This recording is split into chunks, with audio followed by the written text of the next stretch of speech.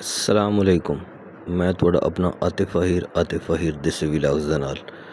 ਅਲਹਮਦੁਲਿਲਾ ਮੈਂ ਠੀਕ ਠਾਕ ਹਾਂ। ਉਮੀਦ ਕਰਨਾ ਤੁਸੀਂ ਸਾਰੇ ਦੋਸਤ ਵੀ ਠੀਕ ਠਾਕ ਹੋਗੇ। ਅਤੇ ਅੱਜ ਦਾ ਵਿਲਾਗ ਸ਼ੁਰੂ ਕਰਨਾ। ਅੱਜ ਦੇ ਵਿਲਾਗ ਦੇ ਵਿੱਚ ਸਾਡਾ ਹੈ ਕਿ ਅੱਜ ਸਾਡੇ ਕੋਲ ਆਇਆ ਟਾਇਰ ਲਾਈਏ, ਸਮਾਨ ਹੋਰ ਵੀ ਕਾਫੀ ਆਇਆ ਅਤੇ ਟਾਇਲ ਸਾਹਮਣੇ ਪਈਏ।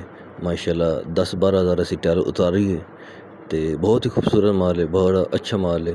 ਅਗਰ ਕਿਸੇ ਭਾਈ ਨੂੰ ਚਾਹੀਦਾ ਹੋਵੇ ਤਾਂ ਅਸੀਂ 12,000 ਤੋਂ 1000 ਸੇਲ ਕਰ ਰਹੇ ਹਾਂ। ਅਤੇ ਉਸ ਦੇਖ ਸਕਦੇ ਹੋ ਤੁਸੀਂ ਲੇਬਰ ਸਾਡੀ ਬਹੁਤ ਹੀ ਕੋਆਪਰੇਟਿਵ ਹੈ ਅਤੇ ਜਿੱਥੇ ਵੀ ਚਾਹੀਦਾ ਹੋ ਅਸੀਂ ਨੰਬਰ ਆਪਣਾ ਮੈਨਸ਼ਨ ਕਰਦੇ ਸਾਂ ਅਤੇ ਤੁਸੀਂ ਆ ਕੇ ਲੈ ਸਕਦੇ ਹੋ। ਅਤੇ ਲੇਬਰ ਦੇ ਲੋਕ ਸਾਡੇ ਨਾਲ ਤਾਵਨ ਕਰਨ ਵਾਲੇ ਨੇ, ਬੜੀ ਅੱਛੀ ਟਾਇਲ ਉਤਾਰੀ ਉਹਨਾਂ, ਕੋਈ ਨੁਕਸਾਨ ਨਹੀਂ ਕੀਤਾ ਅਤੇ ਬੜੀ ਮਿਹਰਬਾਨੀ ਉਹਨਾਂ ਦੀ। ਅਤੇ ਉਸ ਤੋਂ ਬਾਅਦ ਸਾਡੇ ਕੋਲ ਤਸ਼ਰੀਫ ਲਾਏ ਨੇ ਕਰਨਲ ਸਾਹਿਬ, ਅਤੇ ਕਰਨਲ ਉਹਨਾਂ ਦਾ ਨਿਕਨੇਮ ਹੈ।